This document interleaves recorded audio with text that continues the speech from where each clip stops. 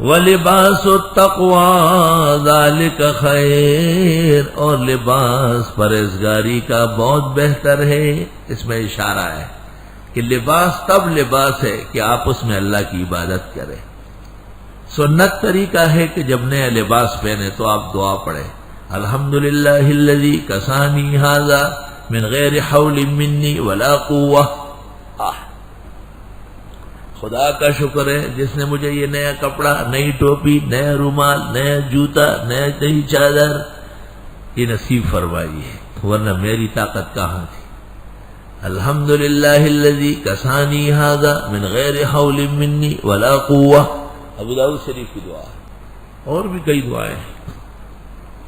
اور جب نئے لباس پہنے کوئی موجود ہو وہ دیکھے تو وہ کہے کہ اللہ تعالیٰ مبارک کرے، سنت طریقہ ہے۔ ام خالد کو جب آپ نے قمیص پہنائی تو فرمایا سنا سنا، اللہ تعالیٰ تیرے جسم پر اس کو پرانا کرے اور دیر تک رکھے۔ پختوں کے وہی خدای دربار زڑکی دادا حدیث ترجمہ دا اینڈ حدیث مطابق۔ اور وقت نفلوں کا ہو تو 2 رکعت شکریہ کا پڑھ لے۔ ابن سنی نے عمل الیوم واللیل میں اور جلال سیوطی نے الحاوی للفتاوی میں روایات نقل کی ہے۔ فقہا لکھتے ہیں 3 لباسوں میں، 3 کپڑوں میں نماز پڑھنا سنت طریقہ ہے۔ ملتقى الابہر، مجمع الانہر اور مجمع البحرین جو معتبرات ہے ہماری بدائی سب میں ہے، تستحب الصلاۃ فی ثلاثۃ اسواق۔ 3 کپڑوں میں نماز پڑھنا چاہیے، ازار و رداء و امامہ، نیچے شلوار، اوپر کرتا اور سر پر ٹوپی کے اوپر صافہ، پگڑی۔ امام بخاری نے باب قائم کیا، باب عمائم النبی صلی اللہ علیہ وسلم، بخاری جلد 2 کتاب اللباس، کہ حضرت کی بے تحاشا پگڑیاں تھی۔ شان ورشا فیض الباری میں شمس الدین سخاوی کے حوالے سے نقل کرتے ہیں کہ حضرت کی کئی پگڑیاں تھی، ایک 3 تا 5 عام نمازوں میں، ایک 5 تا 7 جمعوں کے لیے، ایک 7 تا 9 تجمل للوفود کے لیے، اور ایک 11-13 تک پگڑیاں تھی ذرا گز، یہاں تک کہ آپ عیدین اس میں پڑھاتے تھے۔ شیخ الحدیث مولانا زکریا شرح شمائل میں لکھتے ہیں پگڑی سنت مستمرہ ہے، ہمیشہ رہی ہے۔ قاضی خان میں لکھا ہے قاضی القضات، مفتی اعظم اور سلطان المسلمین کے امائن سب سے بڑے ہو۔ وَلِبَاسُ التَّقْوَىٰ ذَلِكَ خَيْرٌ، اور لباس پرہیزگاری کا یہ بہت بہتر ہے۔ سبحان اللہ، لباس کا انسان پر اثر ہے۔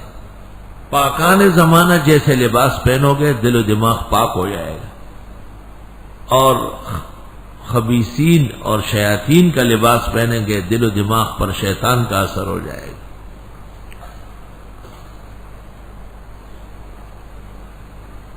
اللہ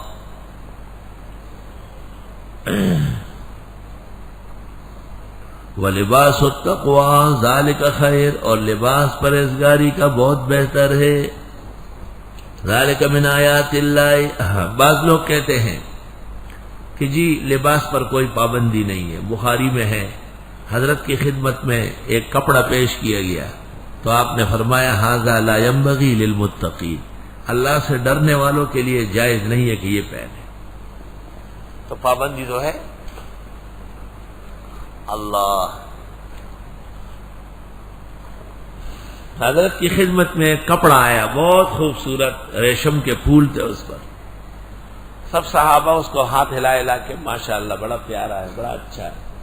آپ نے فرمایا لمنادیل سعد فی الجنہ خیر منہا، سعد ابن عبادہ کو جنت کے اندر جو رومال دیے گئے ہیں وہ بہت اعلیٰ ہے، یہ کچھ بھی نہیں اس کے ساتھ۔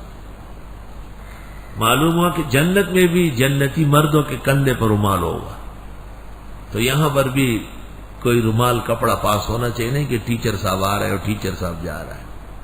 بعض مولوی ٹیچر ہونے پہ خوش ہے، کالج کے اسٹوڈنٹ کی طرح، بس بغیر رومال کے، اور استاد صاحب ہے، استاد جی ہے، بس خالی استاد جی ہے. آگے استاد جی کو آداب دین کا پتہ نہیں کہ رہوں گا زندگی میں کیسے. جب علماء کے سروں پر عمائم تھے تو پیچھے کسی کی جرت نہیں تھی کہ ننگے سر کھڑے ہو.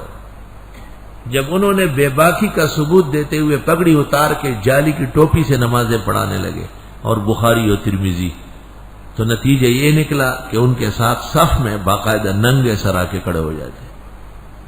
وہ خود سنت کا تارک ہے، سنت چھوڑا ہوا ہے، تو وہ کس کو کہے کہ سر ڈھکے؟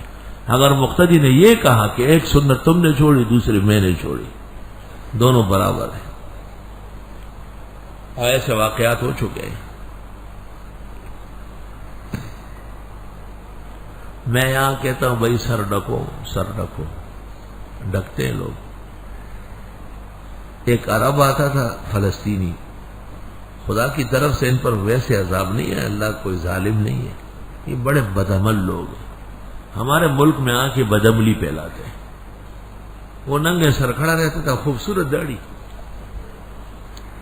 میں اس کو دیکھتا تھا. ایک دن نمازیوں نے کہا آپ اس کو کیوں نہیں کہتے؟ میں نے کہا اس کا علاج اس کو ٹوپی اڑانی نہیں ہے، اس کا علاج اس کو صف سے نکالنا ہے.